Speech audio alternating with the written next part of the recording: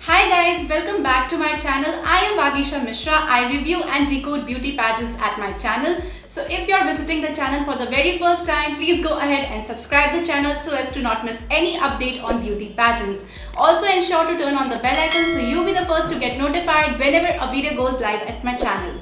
So last week I released my first impression on Femina Miss India 2020 contestants, and this time I'm here with my first ever leaderboard on Femina Miss India 2020. So as I promised to you in my first impression video that I'll be doing first hot picks after observing all of the candidates through their social media, their interactive skills, their styling, their photo shoots and many other aspects. So trust me, it was not an easy job at all, because this year Femina Miss India has such stunning candidates that it is very difficult to pick up 4 or 5 candidates whom I can label as the front runners in the competitions. So without further ado, let's get started and let's talk about my favorites in Femina Miss India 2020. So at number 15, I have Manika Shokant from Haryana.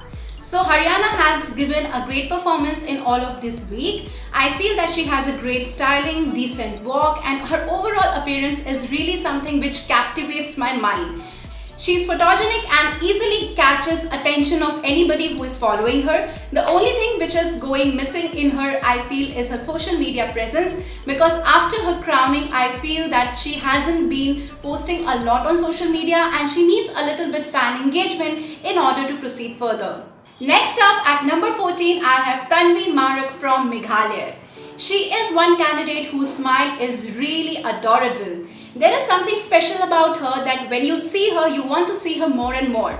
She has a great styling. She posts good pictures on her social media feed, which is something which anybody would first notice whenever we are following any beauty pageant. So she definitely has that it factor in order to shine. She is a stunning candidate and she has variety of versatile expressions in her various photoshoot pictures. I like her when she speaks, and there is definitely something special and unique about her.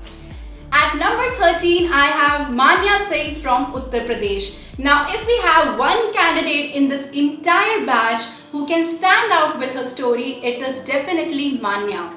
I have observed her very closely since her crowning and also during her audition days. I feel that she's a great speaker. Despite of her background, she knows how to project herself in a very strong way whenever she puts herself on the runway or whether she's talking in front of the camera. She's certainly somebody who cannot be ignored in the crowd. Now next we have Aishwarya Goyal from Uttarakhand. Again, as we have already discussed in my first impression video, she is somebody who has the composure, who has the poise to stand out in the crowd. She is definitely somebody who knows how to ace her runway on the runway, and also she is someone who can easily catch attention with her beautiful smile and her way of speaking. However, I would really like to see her offering something new, and some more spunk and more vigor in her performance is needed as of now, and if she gives it, I feel that there is no looking back.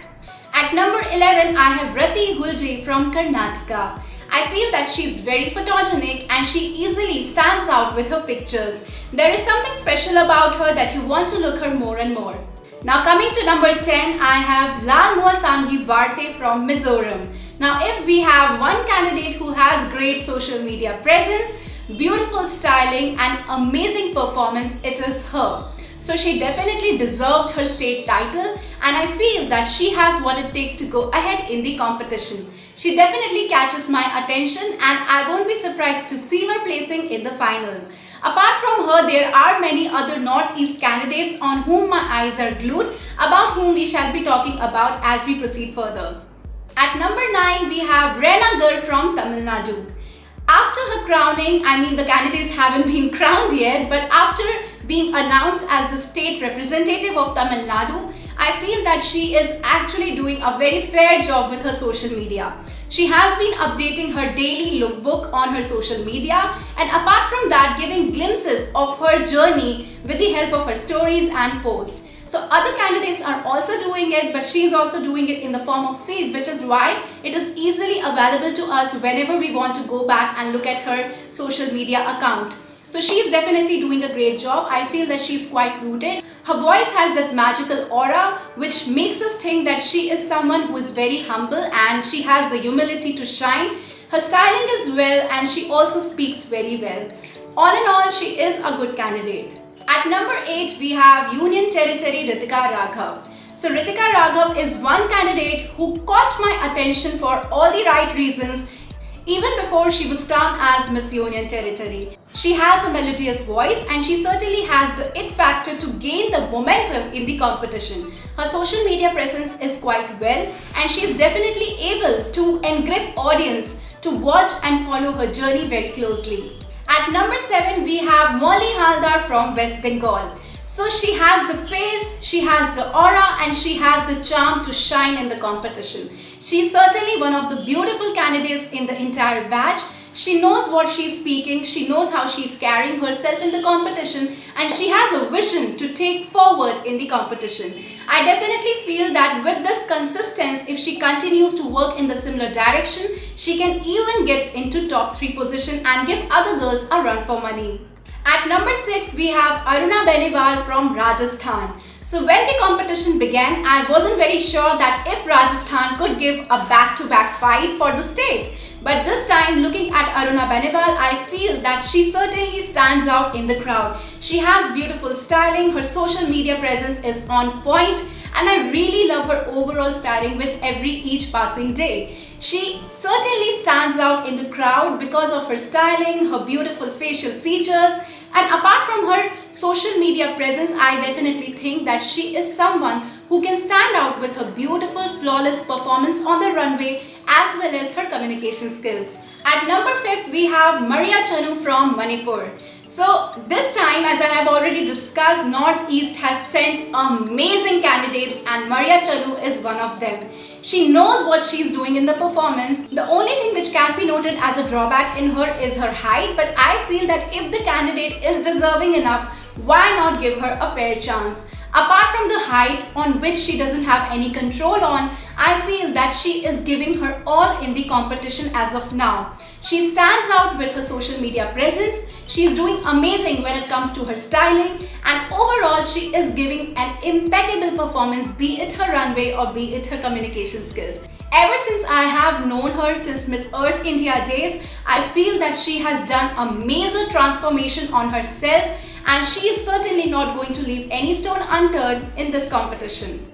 At number 4, I have Karuna Singh from Punjab. She is definitely one candidate who caught my attention for all the right reasons. So as I have already said in my previous videos when I was doing a zonal review along with the first impressions, I believe that Karuna Singh is certainly one of the very strong candidates when it comes to her overall stage presence.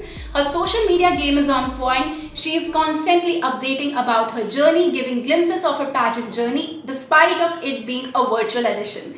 So she is giving it her all and I feel that if she keeps her styling to a little bit more natural way, she has what it takes to shine and go ahead in the competition.